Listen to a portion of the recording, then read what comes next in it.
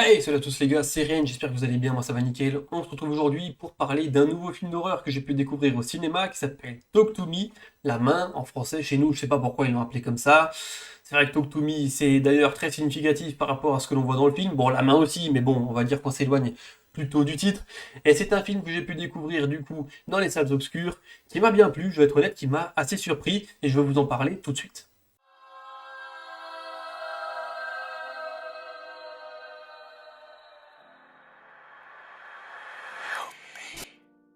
Il dure 1h35, c'est un film d'horreur, vous vous en doutez, et c'est un film australien. Et oui, c'est assez nouveau, hein, c'est rare que je parle de films australiens.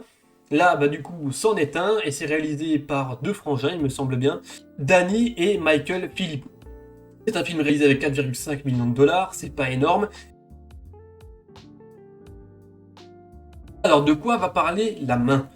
La Main va parler d'une jeune fille qui s'appelle Mia, qui a perdu sa mère dans des circonstances un petit peu mystérieuses et qui se pose toujours énormément de questions. Elle a un groupe de potes qui ont l'habitude de jouer à un jeu très bizarre qui leur permettrait de rentrer en contact avec les esprits par le biais d'une main en plâtre, et c'est à partir de là que tout va déraper. Pour le casting, nous avons pas mal d'acteurs, je vais vous citer les principaux quand même. Alors Mia sera interprétée par Sophie Wilde, qui est pas mal dans le film, je trouve. J'ai été surpris, je pensais que ce serait globalement le point faible, mais globalement, elle m'a assez bien convaincu, je dois être honnête. Nous avons aussi Miranda Otto, qui va jouer Sue. Nous avons également Joey Bird, qui va jouer Riley, un des personnages phares du film. Et nous avons aussi Alexandra Jensen, qui va jouer Jade dans le film. Et après, nous avons encore d'autres personnages, mais ils sont vraiment secondaires. Donc le casting est assez jeune globalement, hein, des jeunes acteurs que moi je ne connaissais pas. Pour le coup, je ne les avais encore jamais vus ou alors je n'ai jamais fait attention à leurs prestations auparavant. Donc j'étais vraiment découvert dans ce film-là. Maintenant, je vais vous parler du film. Je vais vous donner mon avis. C'est un film que j'ai bien aimé parce qu'il m'a en fait agréablement surpris. Au départ, je pensais voir un Ouija version 2023 et en fait c'est un peu le cas, mais globalement on va un petit peu plus loin que ça. Je trouve qu'il y a l'idée au niveau de la mise en scène, je trouve qu'il y a l'idée au niveau de la réalisation et les trucs sont vraiment sympas. Je pense notamment à la scène où justement le groupe d'amis se retrouve pour jouer à tour de rôle à ce jeu pour rentrer en lien avec des esprits, où ils se prennent tous la main plâtre. Et on a cette vraiment vision faite au niveau de la mise en scène et de la réalisation, d'une caméra qui tourne, où ça enchaîne, où on se dit putain mais en fait c'est des jeunes, ils sont inconscients totalement de ce qu'ils sont en train de faire, jusqu'à ce que ça dérape. Et justement là où ça dérape, moi c'est là que j'ai bien aimé et c'est là où ça m'a surpris, c'est qu'en plus du film un petit peu de possession et d'esprit, on a ce côté assez violent dans l'histoire, puisque le moment où ça dérape, c'est très sanglant. Ça c'est un premier point qui m'a bien plu. Ensuite, je trouve qu'il y a une bonne cohésion, il y a une bonne symbiose avec le casting. Je trouve que les jeunes s'entendent plutôt bien et ça se voit, je trouve, au niveau de leurs prestations. C'est assez naturel au niveau de certaines réactions, au niveau de certaines situations. Donc ça marche bien. C'est quelque chose qui m'a assez convaincu et qui m'a quand même fait bien rentrer dans l'histoire. La première scène est assez surprenante également, hein, on va tout de suite voir un meurtre. Ça, c'est assez fou, puisque c'est vrai que je m'attendais pas du tout à commencer l'histoire comme ça. C'est bien mis en scène également, c'est bien pensé. En plus, on a vraiment la transition avec l'histoire principale qui va démarrer, avec un cri vraiment glacial, on peut le dire, hein. Et ça, du coup, c'est bien fait, ça nous met tout de suite dans l'ambiance, c'est assez sympathique.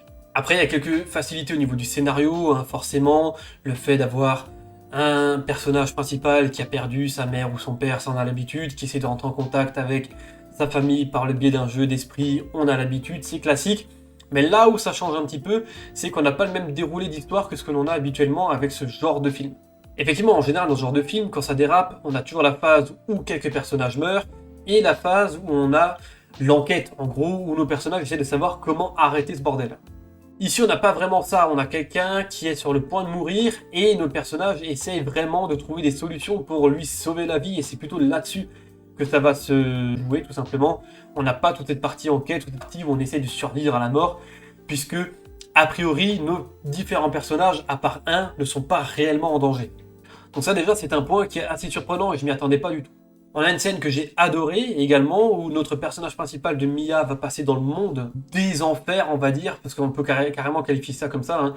C'est très glauque, c'est assez sanglant, c'est bien fait. Pour le coup, c'est bien fait. C'est vraiment une vision qui est malsaine et je trouve que c'est dommage qu'elle soit pas plus longue parce que je trouve qu'elle apportait vraiment un côté mystique, mystérieux et de ce que l'on peut penser de l'enfer. Voilà, vraiment, c'était bien fait ça. La fin m'a surpris et je sais pas si elle m'a réellement déçu ou pas parce que je m'attendais à ce que ça arrive comme ça, mais pas de cette façon-là, pour être honnête.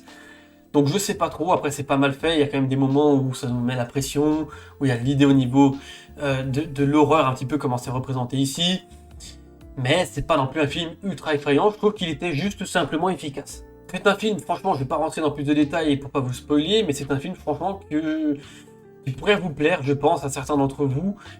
C'est un petit peu de renouveau sur la formule du Ouija, mais en version un petit peu différente quand même, bien que la base soit quand même présente, hein, mais je trouve qu'il y a eu du nouveau, il y a eu quelque chose, il y a eu de l'idée derrière et peut-être une ambition différente. Le film australien, c'est pas tous les jours qu'on en a, donc c'est toujours sympa d'en découvrir, et pour le coup, celui-ci, je pense qu'il est quand même globalement réussi. L'aspect progrès 2023 qui est présent dans le film ne m'a pas trop dérangé dans l'histoire parce qu'il n'est pas aussi poussé que ce que l'on a l'habitude de voir ces derniers temps dans les films américains, et ça a quand même fait du bien, du coup ça m'a pas globalement dérangé. Donc voilà, j'espère que cette petite vidéo sur Talk to Me ou La Main vous a plu et vous donnera peut-être envie de le découvrir. Si vous l'aviez vu, dites-moi dans les commentaires ce que vous en avez pensé. Je suis assez curieux, j'ai pas vu beaucoup de retours sur ce film-là. En tout cas, moi, il m'a bien plu. Et puis, dites-moi tout ça dans les commentaires, qu'on échange, ça me ferait plaisir. Et puis, en attendant, je vais vous laisser là, c'était Reds, portez-vous bien. Allez, ciao, ciao!